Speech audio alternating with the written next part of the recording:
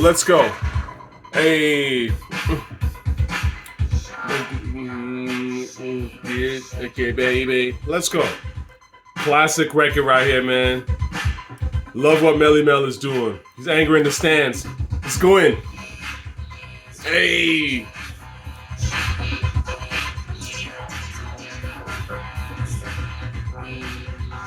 The Fury is 5. Let's go.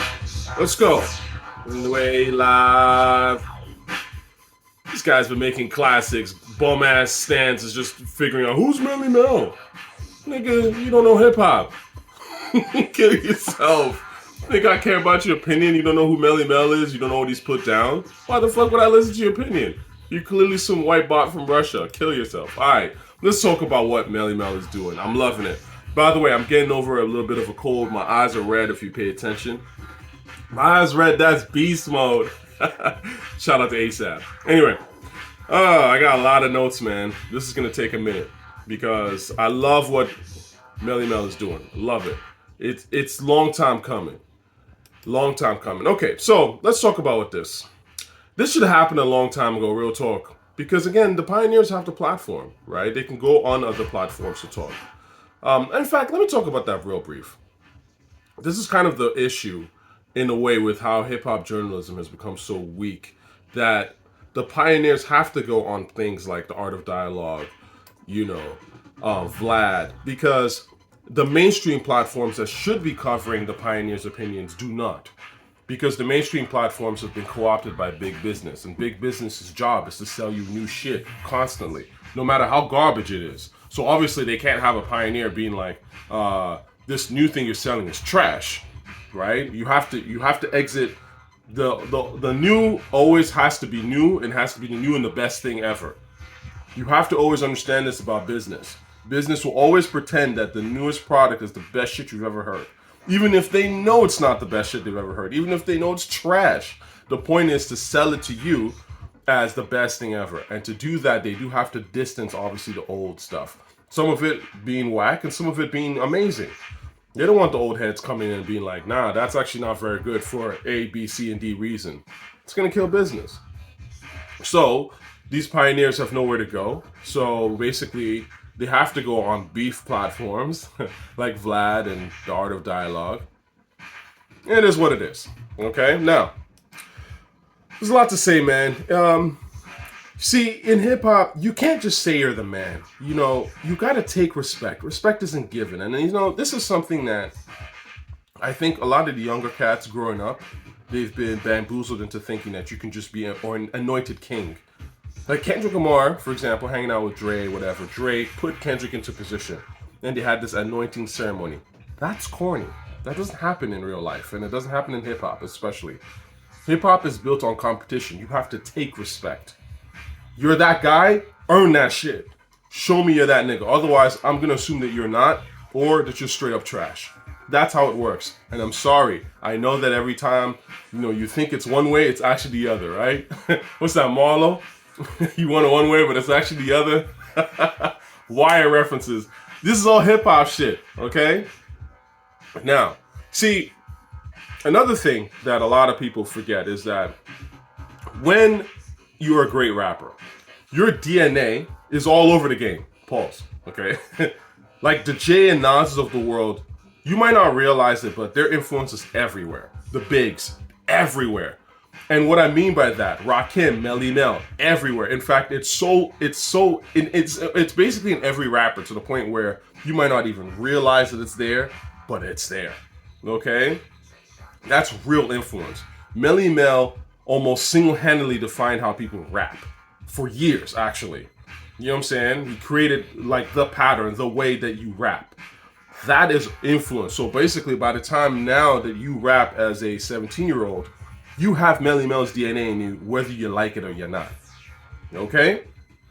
That is real influence. Real influence is, listen, before me, this is how things were, and after me, I brought something to the game that improved the game. That's real influence. It made everyone go back to the drawing board, for the most part, or they took aspects of what I brought in, modified their style, and took the game forward.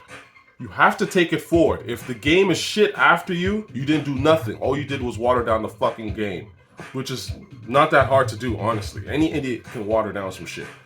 Who can build on what existed and take it to the next level. That's a whole nother skill set. Okay? Now, let's talk about this because, again, this is all the stuff that's coming up, right? And people are also, surprised and shit that Melle Mel has an opinion. Like, why would you be surprised? Anyway, when Rakim came in the game, right? Rakim had a certain thing with these internal rhymes. There's a way that he was rhyming, and his flow was calmer, but it was hard as nails. It was more conversational. That literally made people go, oh, that's that next level shit. Everyone who was aspiring to be a rapper had to change their style to match that and do it as good, if not better. Okay? That is real influence. So to the point now that when you do the internal rhyme shit, you're doing Rakim anyway. You don't even realize that shit. That's real influence, okay? Future coming out the game sounding like Lil Wayne and auto-tuning and shit like that. That's nothing. That's not real influence. A bunch of corny niggas are gonna copy you. Who gives a fuck? What's the difference between Future, Lil Wayne, T-Pain? They're all the same cat, okay? There's no influence there. They didn't build on anything. You know what I'm saying? Rap didn't become so much doper after them. In fact, rap got worser. That's what I'm saying. It's that Xerox bullshit. But anyway, so I'm probably in a whole nother conversation. Going back to what I was saying about when you're that nigga, and you guys are used to hearing about guys who are supposedly that guy, but Rolling Stone and Billboard will tell you that, but in real life, you don't hear their joints. And this is exactly what Melle Mel's been saying. You're not playing them shits anywhere, they don't ring off. Again, when you're that guy, top 5 status, your joints ring the fuck off. Okay? I lived in Brooklyn. There are places you go to in Brooklyn, I don't care even what age you are, but let's just go with a certain age group, 30 and up. I've been to spots in Brooklyn where they play Jay and Big all fucking night, and it doesn't get boring. That's how many joints them niggas got. One after the other. Different eras. You know what I'm saying? So your shit has to really be that shit for us to even consider you to be one of the greats. You can't just say that you're the great because Rolling Stone says you're the great. Unfortunately, these white media labels and things like that, and the writers, they typically choose safe Negroes. It's a white thing, You never really want to pick. You don't want to pick the threatening black male, the black male that's actually saying some shit that's actually coming out with something, that disrupts the system. You want to pick the safe Negro. We see this in film all the time. We see this obviously in entertainment. Kendrick, the safe Negro. We get it, right? Now, the point though is that again, to your audience, the safe sort of, casuals, they might buy into that shit. But again, in real life, brothers see right through that shit. Black women too see right through that shit. You know what I'm saying? Like I said, hip hop's natural state is competition. If you're not bringing it for real, we gonna smell it a mile away and we're gonna say, nah, that ain't you. You know what I mean? So, today obviously is a stannery culture, which is unnatural. Hip hop was never really like this. Which is why it can never actually remain like this forever. There's always going to be people like Melle Mel who will poke holes in that shit, and then the light, it's like what's kept in the dark must come to light, and it'll come out and people go like, and they'll be shocked. But it's like, yeah, stannery is not the natural state of hip hop. Competition is the natural state of hip hop. So now, Melle Mel, when he was saying basic shit, like for example, like we don't know what Lil Wayne's real voice is. How can we rate him as a top MC? That's facts. It's again, it's so obvious. It's so funny and so obvious that like if you're not used to actually thinking about rap, you're gonna you'd be taken aback and be like, what the fuck's this nigga Melle Mel talking about? He's an idiot. He doesn't know rap, blah blah. But it's like, actually, you're the one that doesn't know rap. You haven't really thought about it, have you? Melle Mel's thought about it. Melle Mel damn near invented this shit. Let's talk about Melle Mel, okay? While I got this survival beat playing in the background. Do a quick history. So, Melle Mel is basically the first Nas, the first KRS, the first LL Cool J all wrapped up in one, okay? there's a reason why Melle Mel can talk the shit that he talks, because he is arguably the first greatest rapper, period. Okay? I mean, there are the other two guys that people talk about in that first era, the creation era, is Kaz. Shout out to Grandmaster Kaz and shout out to Kool Moe Dee. But Melle Mel is kind of the imprint, because Melle Mel made more records than them even. Like he was able to transition from when hip hop was in this live stage, the live days, into records. Remember when I told y'all like that sort of transition is really like the silent film era moving into the film sound era, okay? And what happened when people transitioned from the silent film era to the sound era is a lot of silent film actors got forgotten and died out. Okay, it's a huge change.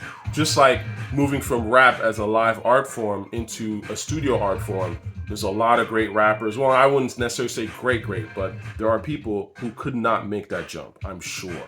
Okay, it doesn't mean that they were trash. It just means that it's a different thing now. You know what I'm saying? Melle Mel did make that transition. Okay, Kaz made that transition to a certain degree. You know, like there are people that made that transition, but what I'm trying to say is that it's a very tough one, and you have to give them respect for even trying. So not only did Mel come from the era of when it was out in the parks, doing it for real, being the first nigga to MC, really call himself an MC and all that shit, he then transitioned into records and was really the guy that started to make the first like real records in this rap shit. You know what I'm saying? So that shit's like, you gotta really give him credit for that.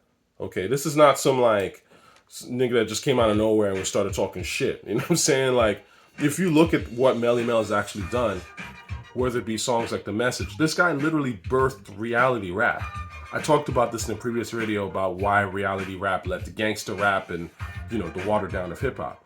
But the fact of the matter is that Melle Mel pretty much single-handedly invented that shit. That social commentary, I'm in the hood struggling, this is my perspective, y'all don't know that though. You know, you don't know about how I struggle every day, which is literally the cornerstone of modern rap and has still been like that for what, like 40 years now or some shit. Melle Mel invented that shit single-handedly. So again, his DNA is everywhere, whether you like it or you're fucking not. Young Nudie is doing Melle Mel shit. He might not realize it, but the point is someone had to come with that shit. Because before Mel, no one was doing that shit. Now, so Melle Mel also was one of the first people to do like the R&B thing, right? Like, you know, he did the song with Shaka Khan, the first time a rapper did an pop R&B collab, right? That's important. Okay. You also had obviously the party records, Scorpio, all that shit. Okay. Freedom, like New York, and big city of dreams, and everything, you know, in New York ain't always what it seems. Like, you know, Melle Mel has done a lot of shit. You just got to go back and listen to some of those records. Okay. So he is, you know, he can talk his shit because he's literally the guy for the first, let's say, 10 years of hip hop. He was that guy up until, of course, Run DMC, Houdini, and them came in. Okay, 10 years is kind of a while, actually, when you think about it. Laid the entire blueprint for a lot of people to move forward. And when you look at what Run DMC and them, and even how they were rapping like Mel and them, and Kaz and them, okay? It's not like they were doing, like, Run DMC was doing a whole new style of rapping. Really what it was is that they got a whole new style of beats, but they were kind of still doing that Cold Crush, you know, flow and shit like that. So again, like Melle Mel's blueprint been in this shit. Now, let's think about this. Lastly, I want to say that obviously, you know, you've got the sort of like the social commentary songs, ghetto reporter shit. You've got the party songs like Freedom and Grandmaster Flash and Adventures the Real Steel and all that stuff. Now, you guys are saying, oh, what's Melle Mel? Like, why does his opinion matter? Well, he's the first ghetto reporter. He's the guy that basically told you to rap with some ghetto report shit, which is what Kendrick claims to be about, right? Isn't he the ghetto reporter of Compton? So Melle Mel is very valid to talk about whether he feels that Kendrick is really that nigga in the streets or not. Let's be real here. Anyway, so Melle Mel bring up a very good point about we don't know who's doing these lists, who's credible, and I agree. 99% of people, when I see them talk on the internet about hip hop, I know they don't know what they're talking about. Who are they? Now listen, Tochi, you don't know who the fuck I am. I mean, you're learning as you see in my channel. You start to learn, and you're like, oh, okay, actually, Tochi does know what the fuck he's talking about, and he cares to know. But most people are not like me. Most of these people are these, you know, white nerds who are hiding behind anonymous accounts or whatever. You don't know what they really look like. They write for some magazine or some shit. They say their opinion. We don't know how they got into rap. We don't know anything about their background. We don't even know if they can dance. We don't know anything. Okay? So obviously your opinion is not going to hold weight to anybody that really pays attention to this rap shit. Now, where I disagree with Melle Mel on this, because he was saying that, well, if you get MCs together, who really credible MCs together, and they have a conversation, they can really tell you who the best are. I agree with Mel in theory, but in practice, I don't agree with him, because in theory, yes, people that have studied this craft obviously know the ins and outs, the intricacies of what makes it tick and who's really good at it. No doubt about that. But obviously, you can see where the major conflict of interest is going to come in. And a lot of people are going to lie and say some shit's dope when they know it's not. They'll defend their man. All these opinions have been bought and sold. Let's be real here. It's the record business, okay? You really think that you get locks, let's say Jada, Nas, Melle Mel, Jay, all these guys in the room, and you think that the record industry is not gonna like try and get their foot in that shit and be like, okay, we need you to say Kendrick, we need you to mention Kendrick, please, like, come on. It's not gonna happen because people aren't gonna give their honest opinions. That's all it is. Doesn't mean that they couldn't do it, but they probably won't. So, I mean, after all, you've had people like, you know, KRS has said Lil Wayne is the greatest rapper of all time. And I don't even remember the context. But again, KRS-One is trolling when he says that. Because KRS is a great rapper. So he knows. He knows Lil Wayne is not up there with him. You know what I'm saying? He knows this for a fact. But again, we don't know the circumstances of why KRS even said that shit, right? Ice Cube saying the same thing. Ice Cube and Lil Wayne are not on the same level. Okay? We know this. 3 Stacks said that Lil Wayne saved hip-hop. We know this is not true.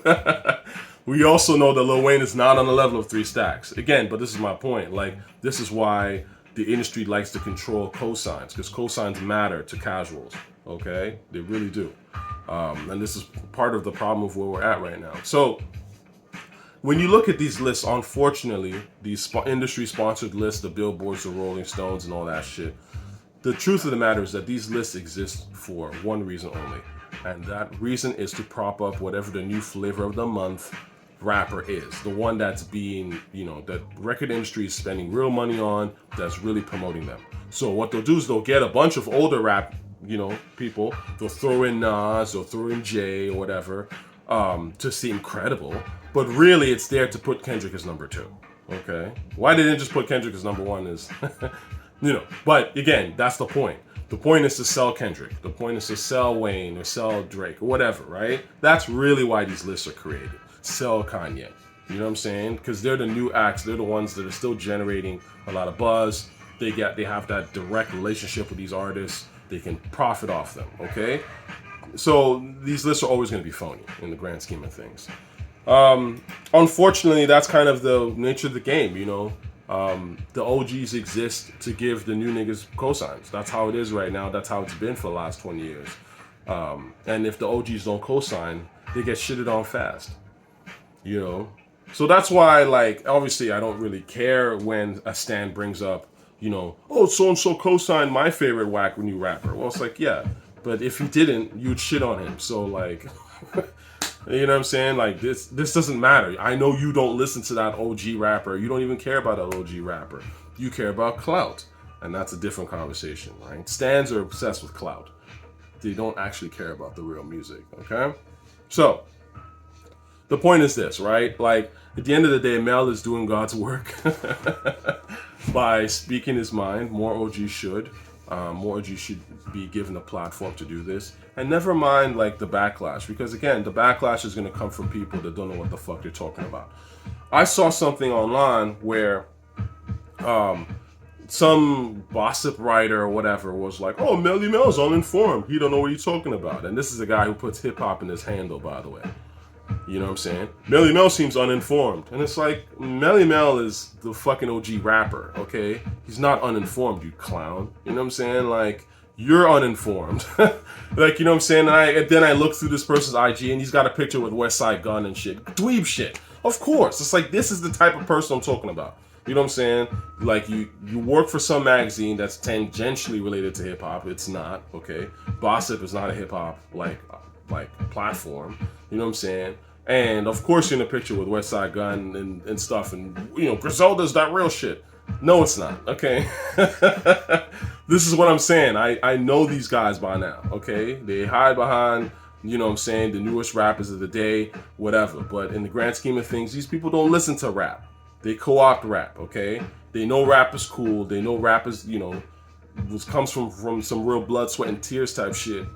And they want, you know, it's like dweebs attracted to, like, you know, a flame, moth to a flame, you know what I mean? They want to be cool. This is the easiest, like, way to get cool. But in the grand scheme of things, cool comes from a state of mind. It's from within. It's not, you know, chasing some shit. I'm being a dick rider, okay? Understand that, all right? So, you want to know my opinion? I love it, and I'm here for it, okay? More conversation, more talk, more life, all right? Peace, y'all.